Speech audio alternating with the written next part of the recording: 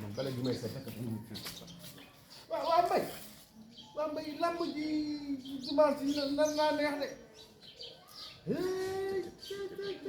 yow allah ji rafet man yaakaaroon na man yow am naa xel ma toll ne war naa la xam ne lamba yii fi tëgg fii ba 2024 élection yëpp tisseré jeunes la yow nga ñëw di ma wax naan ay lamb dimanche bi man allah ji rafet man yow man surtout waaw Mbaye bu ma la waxul lamb dimanche yi lu ma lay wax mais yow mënoo am xel moomu man yow mënoo am xel moomu yow yow bi nga ràññee ba tey mas ngaa gis ñeenti combat yu mag combat yu VIP ñu tëgg ko si espace moins de 3 mois. mas naa gis loolu waaw loolu dañ ko def nag uniquement pour distraire jeunesse bi ñu ngi dëgmal élection ak Ousmane Sonko mi nga xamante ne ñu ngi ko téye si kaso bi pour jeunesse bi fàtte ko wax nga tamanul ne Mbaye yow dëkk am nga xel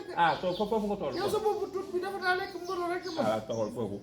te laa sa xamul nag ma gën laa leeralal ñeenti combat yëpp xaw ma juróomi combat yi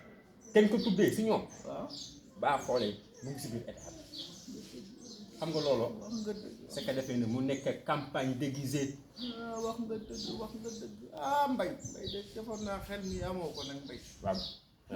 tabaa benn dugg mois de décembre ñaari combat yu mag yooyu ñu ubbale télé yi nekk face to face jeunesse bi di si wax bu dee bëccëg te ñu nekk seen ginnaaw nag nekkul ñu dul état bi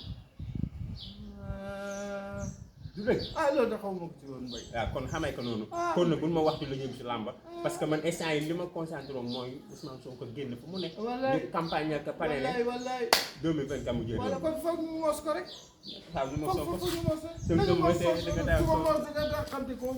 Sonko mooy kaay ñu mos Sonko su ko mosee da nga taa xam ko kaay ñu mos waaw ca yeggale waaw sa xaaral ma